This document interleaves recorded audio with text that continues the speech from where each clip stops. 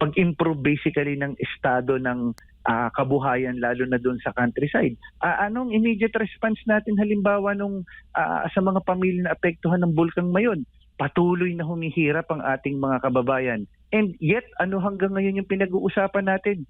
Politika, impeachment, 'di ba? Yang usapin kay Franco Mabata na ipipilit na itahi sa kahit na sinong politiko. Ang tanong dito pinakapangkalahatan, Sir Jade, gumagalaw pa ba gobyerno? Gumagalaw pa ba ang ahensya ng gobyerno para magresponde doon sa pangangailangan ng ating mga kababayan? Pas po ito, nasa linya po ng ating komunikasyon si Professor Eric De Torres, isa pong political analyst. Prof, good morning. Jade at Admar po ang inyong mga kasama. Maraming salamat po sa inyong oras. Magandang umaga po, Sir Jade and Sir Admar at sa mga sumusubaybay po sa ating pong programa. Opo, Prof, unahin ko lamang itong latest na issue at balita nga patungkol nga doon sa pagkakaaresto nitong founder at CEO ng PGMN at yung dating social media director ni Pangulong Bongbong Marcos Jr. na si Franco Mabanta. Matapos nga mahuli siya, maaresto sa isang entrapment operation ng NBI dahil sa umunitangkang pangingikil ng 350 million pesos kay dating Speaker Martin Romualdez. Ano ba ang tingin po ninyo dito, Prof? Lalo't dinidikit po siya sa dating sa mga Duterte. Meron ding ibang grupo kay Pangulong Bongbong Marcos Jr. So, napaka welcoming po niyan na mabibigay po natin ng credit yan sa NBI sa pagkakahuli. Of course, syempre po, merong silang mabigat na ebidensya dyan at saka nahuli siya sa entrapment operation. Pero mahirap po kasi na ayan na naman yung spekulasyon na hindi ko rin din maintindihan kasi pinipilit po siyang iugnay sa kampo na naman ng mga Duterte at meron din hong pinipilit din siyang iugnay sa kampo naman ng ating Pangulo. So nakakalungkot na mismong pati po si press officer Yusek Claire Castro biglang pihit po at nagpakita ho ng mga larawan na naman na pagtagni sa sa dating Pangulong Rodrigo Duterte na kung saan yung picture hindi naman siya siyempre ho ganun ka-conclusive kung titignan ho natin ho So kahit sino naman ho, maraming dahil politiko sila, marami naman ho nagpapapicture po sa kanila. So yun lang ho yung medyo nakakalungkot. Very welcoming ho kung meron ho siyang nagawang paglabag sa batas, nahuli ho siya ng NBI. Pero napakahirap naman ho na ayan na naman yung naratibo na ipipilit ho siyang idikit o i-associate ho sa kahit na sino hong kampo ho dito sa ating mga politiko po dito sa ating bansa. Opo, nagiging taktika na ba ito, Prof, pagdating sa politika, yung pagpapahid, pag-uugnay sa mga maimpluwensyang mga political groups sa isang tao, isang personalidad tulad nito, na kung saan ay may... yes, go ahead. Yun ho yung mahirap, Sir Jade, kapag ho negatibo, positibo yung pagkakahuli pero negatibo itong ginawa nitong mga taong ito, ipinipilit hong iugnay sa kahit na sino hong puwersa at kitang-kita ho natin yung naratibo at kitang-kita ho natin yung ini-spin ho sa ating taong bayan na kung saan talagang kahit na hindi ganun ho kalalim ebidensya o ganun ho kabigat yung mga bagay ho na nagtuturo ho sa kanila, napakarap ho pero unfair din ho na i-associate ho sila sa kahit na ho sinong puwersa o kahit na ho sinong mga personalidad, lalo na ho pagdating ho sa mga Duterte. Opo. Sa tingin po ninyo, anong ang dapat gawin siguro ng kampo ni Franco Mabanta, ng kanyang grupong PGMN para po malinawan yung publiko hinggil nga sa issue na yan? Siguro ho, ang pinakamahalaga, maglabas ho sila ng sarili nilang ebidensya. Andiyan naman ho yung korte at saka ang medyo katanungan dito, yun din nga ho, kung totoo man ho yung storya o impormasyon na meron sila, bakit kung ano po, journalistic aspect ko yung titignan, bakit hindi na lang ho ilabas at parang may inaantay pa. So, yun, medyo nagtataka din ho yung yung atin ho mga kababayan as to the nature talaga nung ilalabas nilang impormasyon na yan doon sa kanila hong social media platform or network ho. Pero ang pinakamahalaga ho niyan kung wala nang patumpik-tumpik, kung anumang impormasyon yung meron ho sila, ilabas na lang ho nila for the sake of the Filipino people and for the sake basically of truth and journalism nga ho, ika nga. Opo. Kasi kahapon ay naglabas din po ng pahayag itong si Franco Mabanta at sinasabing set up lamang itong pag-aresto sa kanya. Oo, kung set up man, yun nga po, tignan na lang ho natin ang pagdedesisyon ng korte at ng ang kanilang mga legal arguments kung talaga pong set up nga po yan.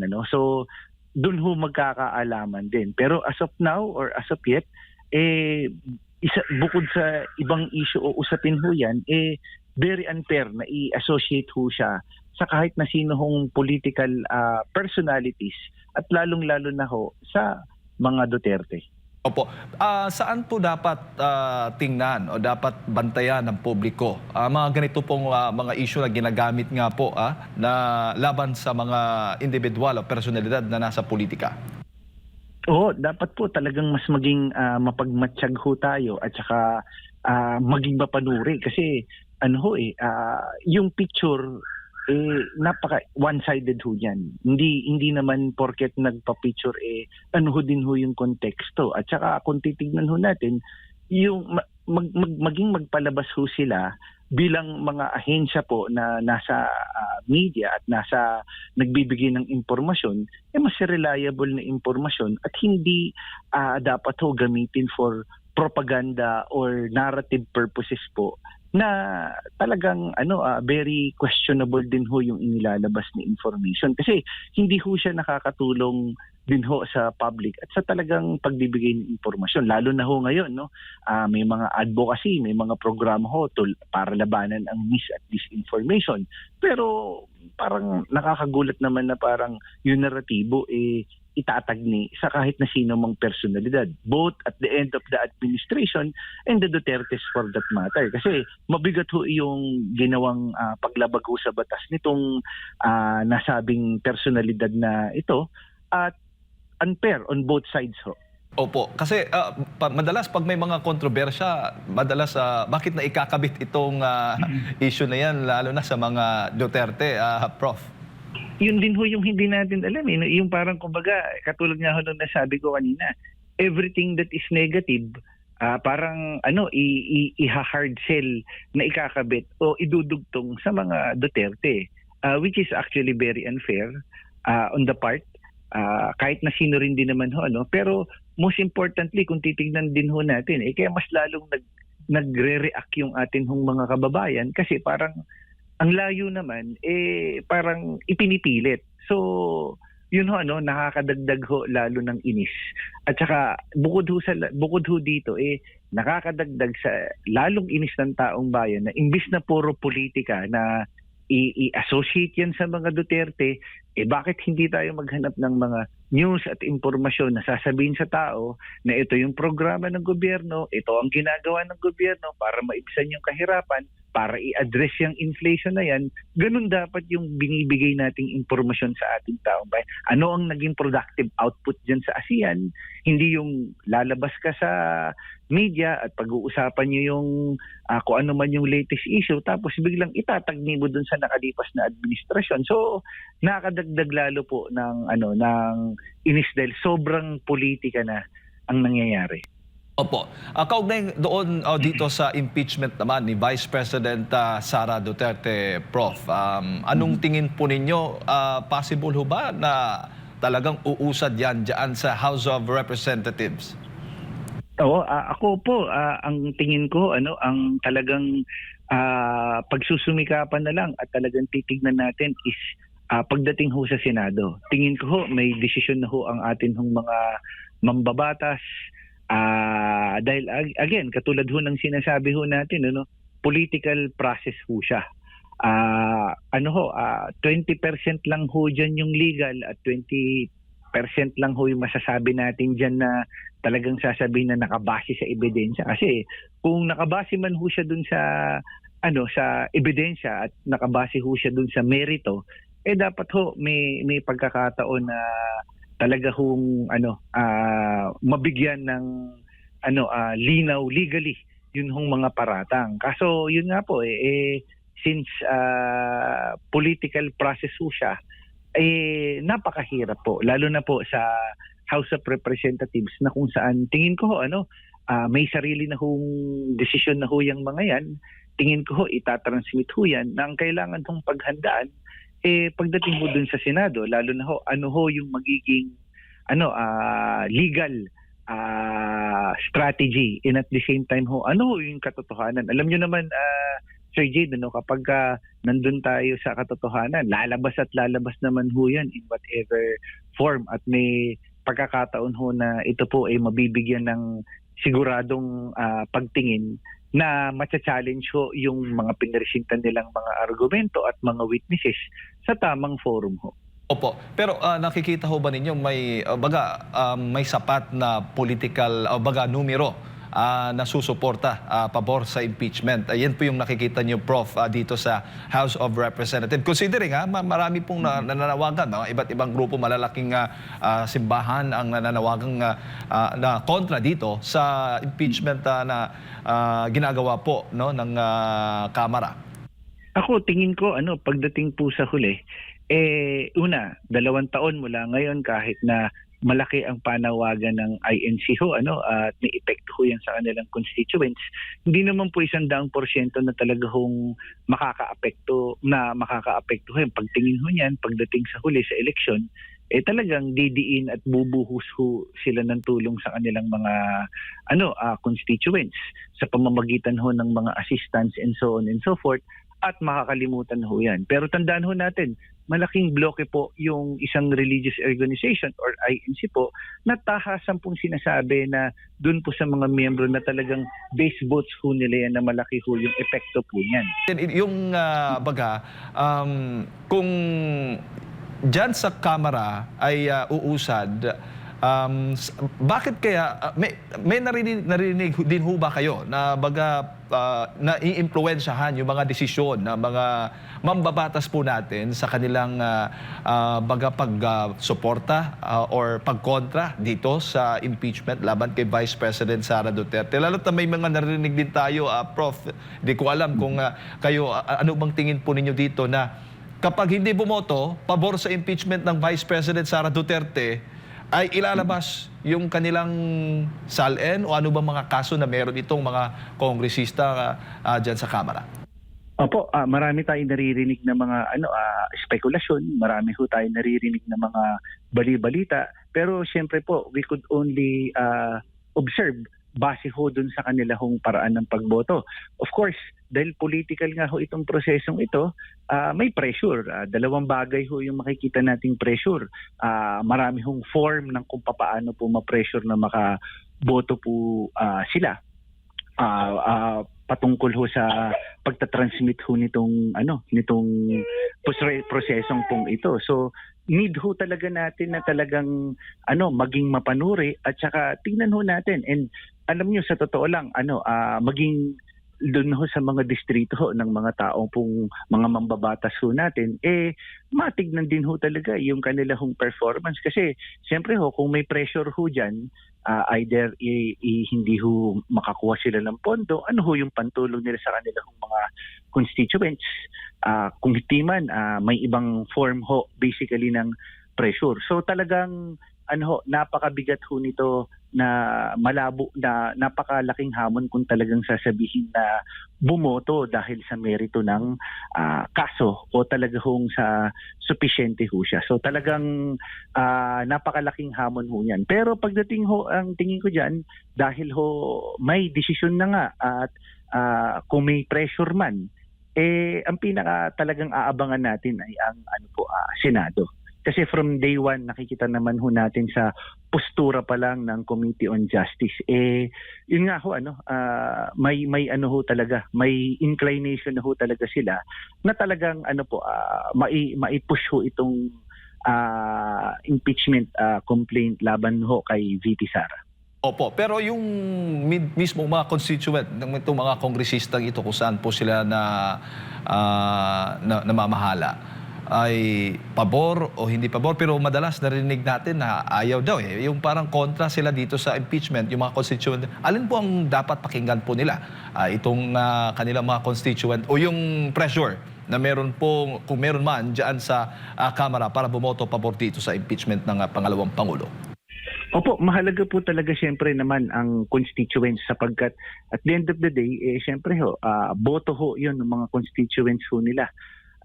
Dapat ho naman bilang representante ng kanilang mga distrito, mas bigyan ho ng ng timbang ng atin ho mga mambabatas kung ano ho yung pulso at ano ho yung sinasabi ng kanilang mga constituents po. May prior sana consultation, ano ho yung kanilang pagtingin at ang pagboto ho nila ay naaayon din kasi pagdating din ho sa huli sa 2028, maaaring magkaroon ito ng political backlash sa kanilang pagtakbo sa kanilang mga sariling distrito, lalo na kung yung lugar na kanilang nirerepresenta ay malaki ang inclination at malaking base support sa ating ikalawang Pangulo. Opo. Nakatulong ho ba sa Administrasyong Marcos itong ginagawa pong o pagsusulong nitong impeachment laban kay Vice President Sara Duterte? Kasi kahapon meron ding pahayag, talumpati, privilege speech itong si Congressman Edgar Erice. At sabi niya, ang impeachment ay dinisenyo nga ng Marcos administration hindi para palagutin kundi para pabagsakin yung mga kalaban sa politika ng administrasyong ito. Alam nyo, sa totoo lang, ano pa ho ba naman ang maaasahan natin pagdating po sa usapin ng impeachment? Ako tingin ko beyond this impeachment, nauubos ho sobra yung panahon, resources, at hindi, again, paulit-ulit ho natin sinasabi, no? Hindi naman ho sinasabi natin na hindi depensahan o hindi bigyan ng pagkakataon ng ating ikalawang Pangulo kung meron man ho siyang paglabag na nagawa. Pero ang tingin ho natin, hindi ho ito yung natatamang oras o panahon sa dami ho ng atin hong kinahaharap ho na problema. Sa dami ho ng atin hong kinahaharap na hamon bilang isang bansa. Lalo na ho nakaabang sa atin yung malaking epekto ng atin hong ekonomiya. At ang problema ho natin yun, ekonomiya. Ito lang ho yung tanong natin, Sir Jade, sa dinami-dami ng kada news araw-araw na patungkol sa politika, mangingilan-ngilan lang ang mapapanood mo sa news at sa impormasyon na kung saan nagkaroon talaga ng achievement at magandang usapin na programa pagdating doon sa pag-improve ng kabuhayan ng ating mga kababayan, pag-improve basically ng estado ng kabuhayan lalo na doon sa countryside. Anong immediate response natin halimbawa sa mga pamilya na apektuhan ng Bulkang Mayon? Patuloy na humihirap ang ating mga kababayan. And yet, hanggang ngayon yung pinag-uusapan natin? Politika, impeachment, 'di ba? Yang usapin kay Franco Mabata na ipipilit na itahi sa kahit na sinong politiko. Ang tanong dito, pinakapangkalahatan, Sir Jade, gumagalaw pa ba gobyerno? Gumagalaw pa ba ang ahensya ng gobyerno para magresponde doon sa pangangailangan ng ating mga kababayan?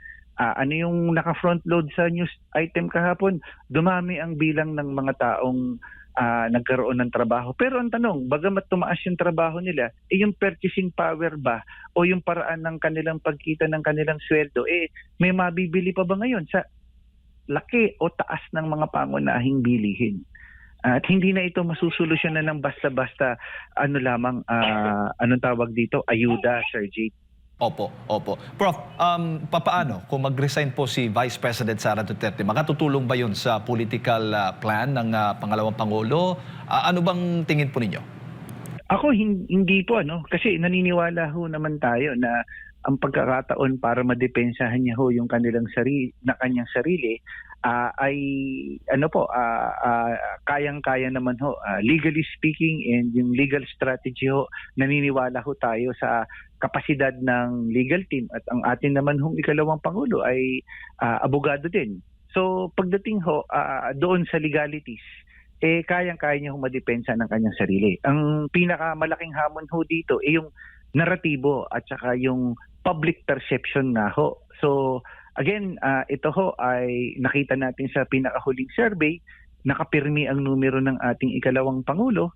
Pero siyempre po, lahat ng yan magkakaalaman kapag gumulong na rin din ho yung impeachment, na may epekto ho ba yung yung impeachment process dun sa perception ng atin hong mga kababayan pagdating po doon sa pagtingin bilang una kandidato siya at ang kanyang kredibilidad bilang isang vice presidente na na aspirante bilang maging pangulo natin sa susunod na panahon. Opo, pati pamilya mismo ng pangalawang pangulo ay parang nadadamay na dito sa mga sa mga bash, sa mga ng mga kritiko, dinadamay na. Prof, ano ang sabi pa nga ng pangulo, Vice President doon sa kanyang panayam doon sa The Hague, ay unfair itong ginagawa laban sa kanya dahil nadadamay pati pamilya niya.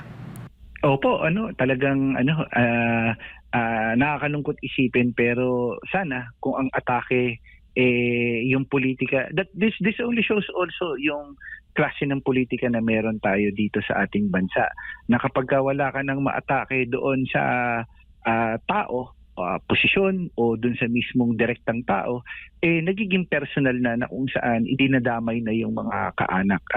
Hindi magandang, ito yung nakakalungkot isipin sa klase ng politika na meron tayo. Maglabanan sana ng magtagisan ng programa, ng plataforma, ng pwedeng maibigay sa tao at issue-based, at hindi yung kung sino-sinong idinadamay nating kaanak o dumating tayo sa level na maging personal tayo sa pag-atake sa kung sino man kalaban o katunggali sa politika dito sa ating bansa. Opo. Sabi pa nga ng Vice President doon sa kanyang naging panayam sa The Hague, at nabanggit mo na rin kasi dapat sa halip na sa halip na ituon ng mga nasa gobyerno ang kanilang atensyon doon sa mga problema ng ating bansa kaysa sa politika. May nabanggit din ng Vice Presidente ng Pilipinas ay wala ng pera. Sa tingin po ninyo, is this a political statement na naratibo o talagang may basihan ang pangalawang pangulo na talagang ganito na ang kalagayan ng ating ekonomiya? Maaari po sigurong meron po siyang basihan, sapagkat siguro naman hindi naman ito babanggitin ng ating ikalawang pangulo kung wala po siyang basihan. Makikita rin din ho natin tingin ko ho yung manner na yung fiscal management ng atin hong ng ating gobyerno talagang naubos ho sa kakabigay ho ng ayuda. Pangalawa pa po, yun din ho yung maka-attract ho ng investments. So talagang nakakatakot isipin at malubhang isipin na talagang hindi na tayo magtataka na sasadsad yung halaga ng piso pagdating ho dito, sapagkat talagang hindi ho nabibigyan ng long-term adjustments in terms of long-term policies.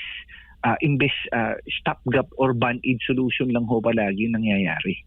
Ang paliwanag ng Vice President, Prof, i-quote ko lang, sabi niya, wala na. Actually, nakatanggap ang aming opisina ng memo na bilangin namin yung savings ng opisina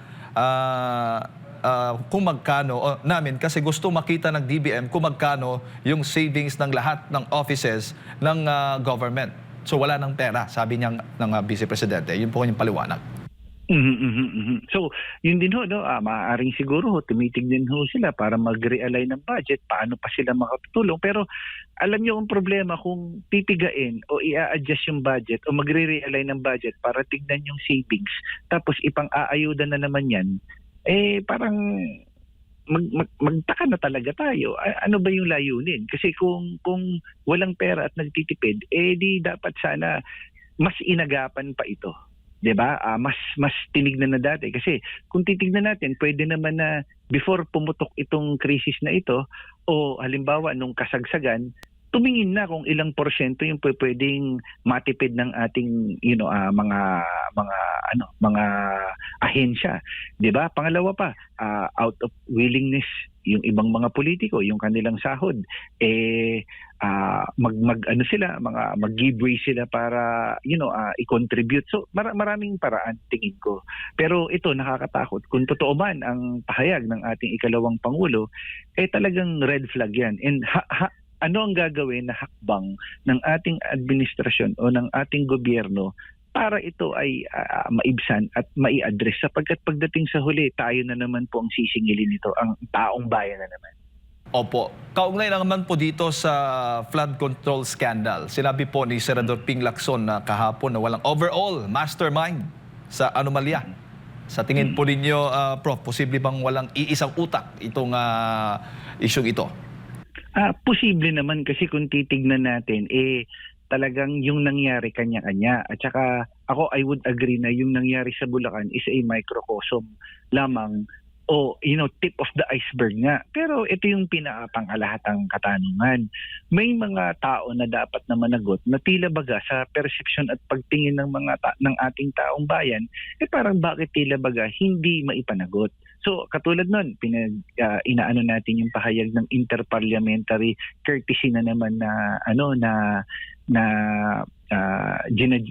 ginagawang argumento dahil tradisyon ito. Aanhin mo yung tradisyon kung sa pinakamalaking skandal na ito yung yung taong pinapatukuyan niya ay may malaki ang kinalaman. Ikalawa, ito yung pinakamalaking hamon natin.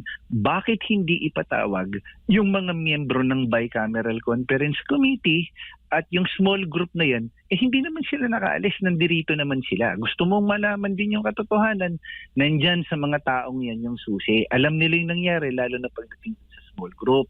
Ang tanong, bakit hindi nila pinapatawag? Andyan yung pamangkin ni E.S. Bersamin, andyan yung mga ganitong klaseng personalidad. So ang tanong, yun yung hindi natin rin din maintindihan na ganyan. Is Senator Lacson, for example, yung creating the narrative na talagang walang singular mastermind to pwedeng sabihin natin or basahin natin siya to divert, 'di ba? Pero there is no probably at the end of the day we can argue na walang mismong mastermind, pero merong may direct accountability diyan. Kasi hindi yan maaaprubahan, hindi yan lahat magko-concur sa budget na yan kung walang pag-approve sa both end. So, yung tanong, sino yun? So, yun yung mga dapat panagutin. Opo. Pero yung ombudsman, Prof, tinutukoy na itong si Martin Romualdez at si Zaldico bilang mga mastermind. Paano po yun?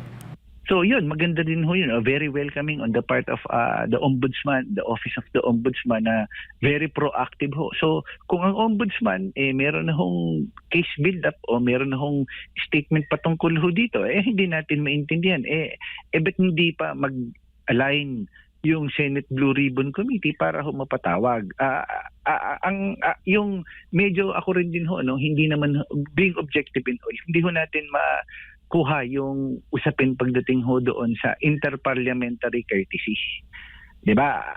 Pagdating po sa huli, anong interparliamentary courtesy ang pag-uusapan natin dito? If it involves the interest of the nation, it's a national interest. So, what courtesy are we talking about here?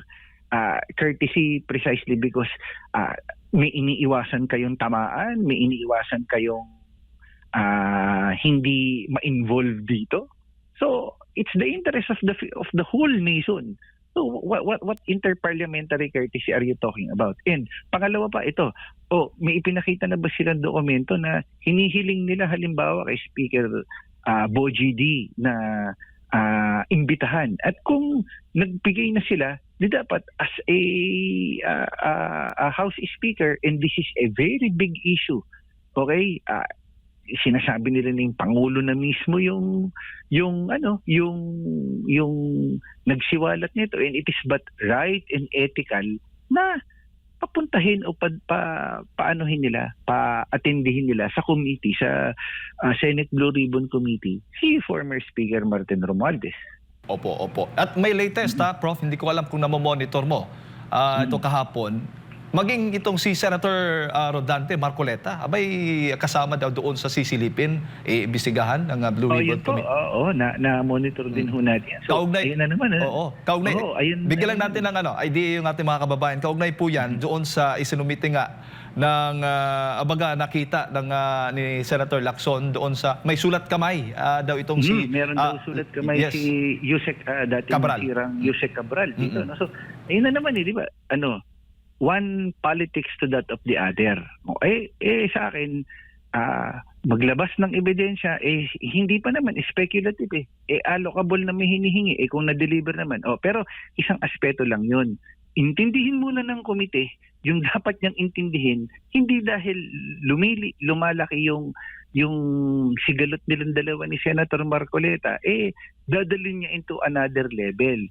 Trabahuhin niya muna at gawin niya muna ng maayos yung kanyang trabaho sa pamamagitan ng pagpapanagot ng mga taong dapat panagutin. Huwag na muna siyang magbukas ng panibagong pinto ng issue ng panibago sa ibang personalidad na naman, gawin tingin ko muna ng komite yung kanilang mandato sa pamamagitan ng pagpapanagot muna ng dapat panagot. Kasi kung hindi, papatong na naman yan ng papatong, parang wala na naman yung katapusan. Opo. Diba? So, yun ho yung mahalaga muna. Gawin ho muna nila ng maayos at ng tama sa pagpapanagot ng mga tao na dapat nilang magpapanagot bago magbukas na naman ng panibagong pinto sa pagdawit na naman ng mga panibagong personalidad. Opo, pero ang tingin kasi ng mga netizens, lalo na ng mga taga-suporta po ng mga Duterte, ay tila ba dinadahan-dahan, unti-unti nang baga tinatanggal itong mga kinakasuhan, yung mga kaalyado ng mga Duterte dyan sa Senado, Prof. Hindi din ho natin alam o mabasa dahil ito ho ba ay may kinalaman din sa mga susunod na panahon kung mai-transmit man yung impeachment doon sa Senado. So, ayun alam niyo yung ating mga kababayan medyo na rin din ho, critical na rin din ho talagang mag-isip at saka talagang makikita ho natin na talagang mapanuri na ho. Nagsusunod-sunod na rin din ho kasi yung mga usapin or issue na sunod-sunod yung atake sa mga Duterte. Kaya yun ho, mas nagiging critical na ho yung atin ho mga taong bayan. Baga bahagi lang, nakikita po rin yun, itong lahat, kinakasuhan, yung mga kaalyado ng mga Duterte, baga pinatatahimik, dahil iisa lang ang goal, mapabagsak si VP Sara. Ganun po ba, Prof, ang inyong tingin dyan? Opo, maaari din ho natin itong, ako, sa akin ho, kung ganun man na meron talagang issue o meron man ho talagang hamon ho sa kanila, ako ang pinakamahalaga ho niyan, isang pa ho sa tamang venue, tamang pagkakataon para mapanagot ho. Yun ho yung mahalaga dito. Hindi ho yung speculative kasi dahil kaalyado lamang. Kung talagang may merito at talagang kailangan panagutin dahil meron hong paglabag, maglabas ho ng mabigat na ebidensya. Opo. Kasi kung bibilangin po ninyo yung supporters ng pangalawang Pangulo dyan sa Senado, sasapat pa ba, Prof? Ako tingin ko sasapat. Ang pinakamahalaga ho niyan, yung political na aspekto po sa pagkakataon o sa kung ikaw re-electionist na senador sa 2028, mag-iisip ka na. 'Di ba? So lalo na pagdating ho sa suporta sa parting Mindanao at saka sa parting Kabisayaan, na alam ho natin na may strong support ho ang atin pong ikalawang Pangulo. So ako rin din ho, from a political standpoint, yun ho ang ikukonsidera ko kung ako man magre-re-electionist na senador by 2028 po. Opo. At speaking of 2028, ang banggit nga ng umaasa ang Vice Presidente na sana meron ngang 2028 presidential elections at magiging patas, tapat po ito. Prof, anong tingin po ninyo? Sana po, tayo naman naniniwala pa rin din sa demokrasya ng ating bansa. At higit po sa lahat, yung pagsusumamo natin na mas maging edukado at lalo na po sa pagkakaroon ho ng mga programa at network ho na katulad ng SMNI at marami ho pang iba dyan na talagang alternative source of information na talaga hong mas maging mapanuri ho yung ating mga taong bayan at pumili ho ng mga karapat dapat ho nating mga leader, hindi lang ho sa national, lalong-lalo na rin din ho sa local, mula sa kanilang mga local chief executives, congressman, at higit ho sa lahat yung susunod ho na leader ho ng ating bansa. Opo, kasi may mga naratibo din na baka ayaw pong bumaba sa pwesto ng kasalukuyang Pangulo, Prof. Meron ho ba kayong ganun ding pinaniniwala naiisip? Hindi, well, sa ngayon hindi pa naman ho natin ito makita kasi talaga hong napakaaga pa naman ng 2028. Unless otherwise ho na talagang yun ho kung lahat ho ng isyung ito at tandaan ho natin pagdating ho ng 2028 napakalaking hamon ho kung sino man ho yung susunod nating pangulo sapagkat sa laki at lalim ho ng problema na kinaharap ho natin ngayon. Ito ho ay hindi ho natin masasabi natin na sa susunod na taon. May long-term effect ho ito, lalo na ho yung usaping problema natin sa atin hong ekonomiya. Oo, kasi lahat ng mga nangyayari ngayon may kinalaman sa darating na eleksyon. Tama po, tama po. Prof, yung huling mensahe para sa ating mga kababayan na nanonood po ngayon at nakikinig sa inyo.